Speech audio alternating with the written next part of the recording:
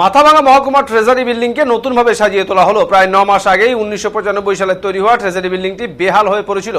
এদিন এই treasury building এর উদ্বোধন করেন মহকুমা শাসক নবনীত মিত্তাল।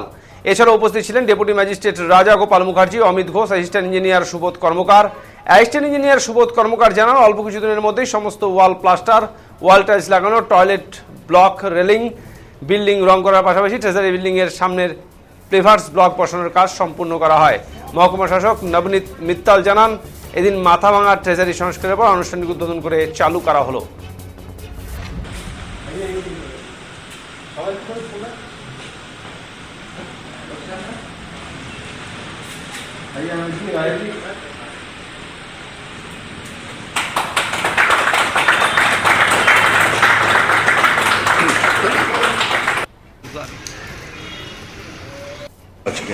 আজকে যে আমাদের ট্রেজারি বিল্ডিং আছে ওটার রেনোভেশনের উদ্ঘাটন হয়েছে। আমাদের সবাই খুব খুশি আছি আর আশা করছি কি সবাই মিলে ভালো কাজ করবে। স্যার, কত টাকা ব্যয় হলো আনুমানিক? 97 লাখ। ইলেকট্রিক্যালস আলাদা আছে অ্যারাউন্ড 10 লাখ। যেটাতে পুরনো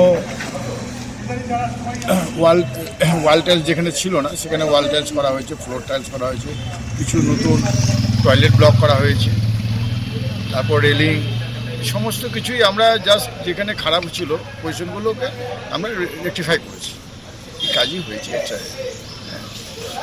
রংটা টোটাল ইলেকট্রনিকের না, ইলেকট্রনিক ব্যাপারটা ইলেকট্রিক্যাল ডিপার্টমেন্ট করে দেখে, ওটা আমরা সিভিলটা দেখি এবং আউটসাইডেও আমরা পেইন্ট করছি, প্লাস্টার করা হয়েছে এবং পেভার ব্লক বসানো হয়েছে বিউটিফিকেশনের জন্য।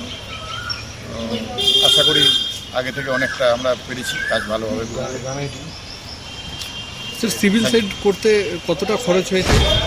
টোটাল 96 লাখের মতো। Thank you sir.